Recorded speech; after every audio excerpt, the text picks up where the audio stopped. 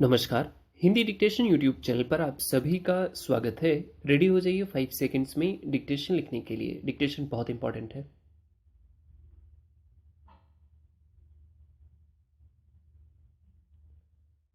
मंगलवार को मणिपुर के मुद्दे पर केंद्र की एनडीए सरकार के खिलाफ अविश्वास प्रस्ताव पर बहस की शुरुआत करते हुए कांग्रेस सांसद तरुण गोगोई ने जो कुछ कहा उसके राजनीतिक निहितार्थ जो भी हों, पूर्वोत्तर के लिहाज से इस पूरी बहस की अहमियत काफी है।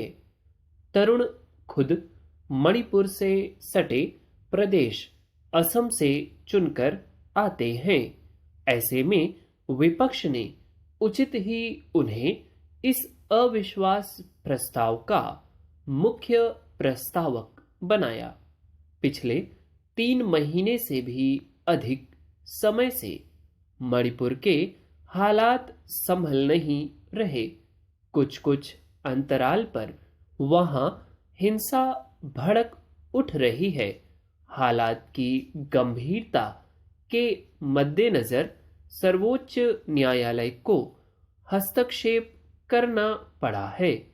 ऐसे में सरकार से राजनीतिक जवाबदेही की विपक्ष की मांग उसका संवैधानिक दायित्व भी है और अधिकार भी।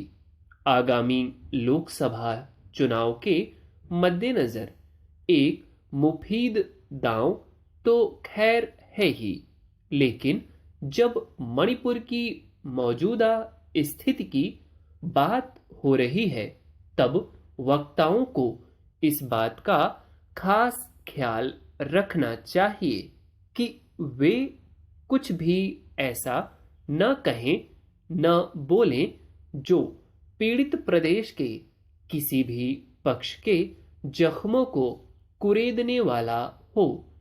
यह विडंबना ही है कि जिस पूर्वोत्तर को विशेष महत्व देने के लिए एनडीए 2 सरकार का गुणगान हो रहा था, उसके एक सूबे के हालात ही उसके खिलाफ अविश्वास प्रस्ताव की वजह बने।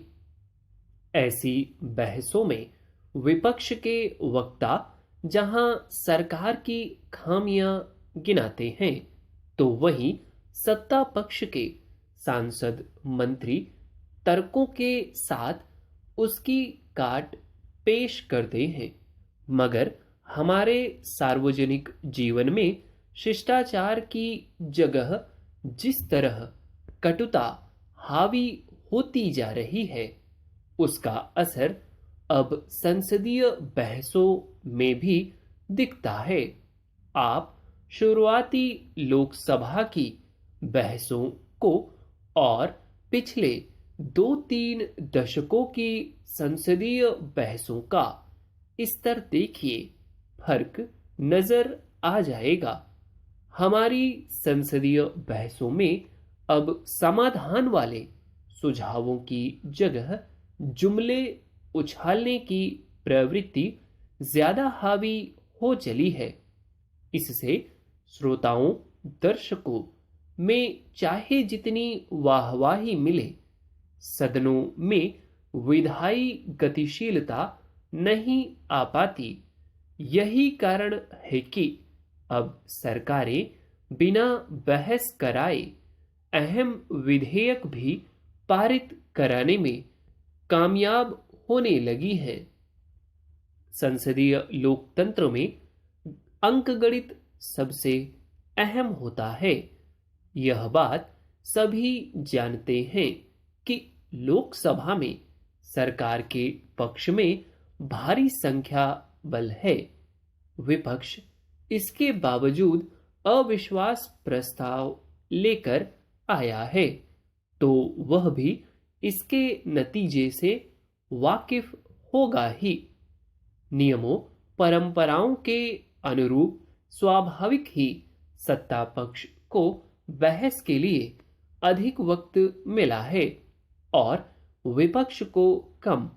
अब विपक्षी वक्ताओं का कौशल इसमें है कि वे जिस मुद्दे पर सरकार को कटघरे में खड़ा करने की कोशिश कर रहे हैं उसके प्रति व्यापक संवेदनशीलता पैदा कर सके, और सत्ता पक्ष की कामयाबी इसमें है कि वह मणिपुर के लोगों समेत पूरे देश को मुतमईन कर सके कि हर जख्म पर मरहम रखा जाएगा और पूरा देश अपने मणिपुरी भाई बहनों के साथ है। देश की संसद से समवेत स्वर तमाम सरहदी सूबों के बाशिंदों को जाना चाहिए कि वे खुद को अकेला न समझें। पूर्वोत्तर के प्रदेशों की यह पुरानी शिकायत रही है कि नई दिल्ली उनकी तकलीफों के प्रति संजीदा नहीं है। मणिपुर हिंसा ने इसे और मजबूत ही किया है। इसलिए तमाम दलों को इस मुद्दे को राजनीतिक नफे नुकसान के बजाय राष्ट्रीय एकता के नजरिए से देखना होगा। निस्संदेह बहस के अंत में प्रधानमंत्री के जवाब का इंतजार मणिपुर पूर्वोत्तर के लोगों के साथ साथ पूरे देश को है। That's all. इसमें कुछ वर्ड्स आपको निश्चित है नए मिले होंगे।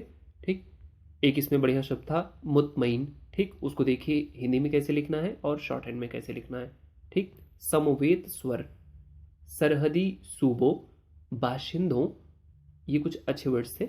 इनको आप जो है खूब, अगर आप जो है बहुत ज़्यादा फ्रेंडली नहीं है इन वर्ड से, इनको खूब कॉपी पे लिखिए, आउटलाइंस बनाइए, रीडिंग की हैबिट डालिए और टाइप करने की आदत डालिए।